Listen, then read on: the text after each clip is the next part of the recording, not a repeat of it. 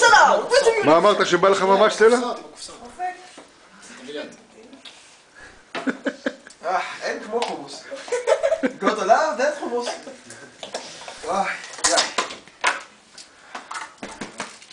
אתם ממשיכים עכשיו? אני רוצה להבין. עוד חצי קילו. זה הקופסה השנייה. שנייה. אני מקווה מאוד שאני לא צריך לסיים את זה, כדי שהתחרות תיפסק. אני צריך איזה תיקו או משהו. You think wrong. יש עוד חומוס או משהו? יש לנו עוד קופסאות חומוס בבית? רוצה לתת עוד פעם 45 דקות? לא. 20 minute. time limit. אתה רוצה לפחות למדוד את החצי קילו לא, השני? נשאיר את זה. אנחנו שעון? לא. לא. לא נשאיר את זה בינתיים. סבבה. זה אנחנו עושים את זה ג'נטלמן, זה אגרימנט. זה כמו בקריקט.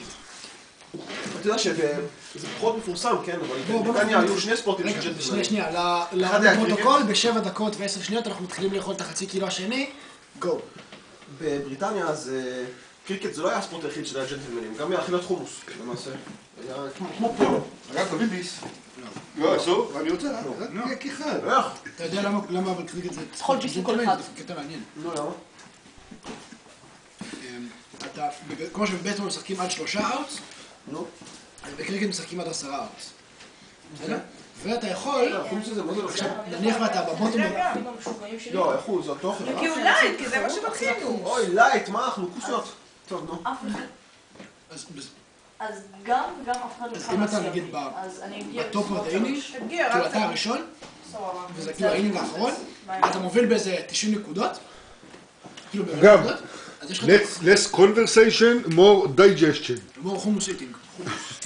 סף עושים. אז אתה יכול להגיד, כאילו, אפילו אם נשאר לך עוד נגיד 4 אאוטס, אז אתה אומר, בסדר, אני סיימתי, כאילו עכשיו אני נותן להם, בתור ג'נטלמן, אני אומר, אני לא רוצה להשפיל אותו, אני רק רוצה לנצח אותו, ולדעתי אני יכול כאילו לשמור עליו במסגרת 90 נקודות.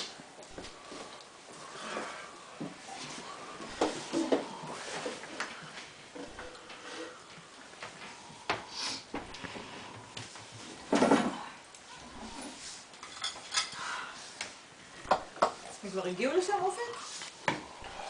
מה? אנשים כבר הגיעו לשם? מה מצב התיאבון שלכם? שם בשתיים. בשתיים הם היו צריכים להיות? כן, לכן אני קצת התבנתי, אבל לא נורא, אם את יכולה עם זוגים? בשתיים הייתי בכיף מביאה אותך. לא, הרשת לי, לא, כי בשתיים הגעתי. הבעיה